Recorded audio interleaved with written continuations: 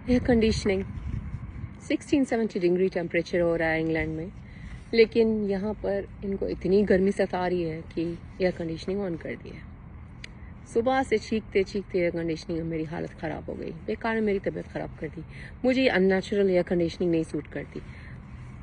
30-40 degree temperature हो तब चलाओ तो एक अलग बात है, लेकिन इसमें इतना अच्छा टेम्परेचर, उसमें ये लोग ये कर रहे हैं। आप लोग के साथ भी ऐसा होता है? मेरा तो बहुत ही दिन ख़राब गुजरा आज।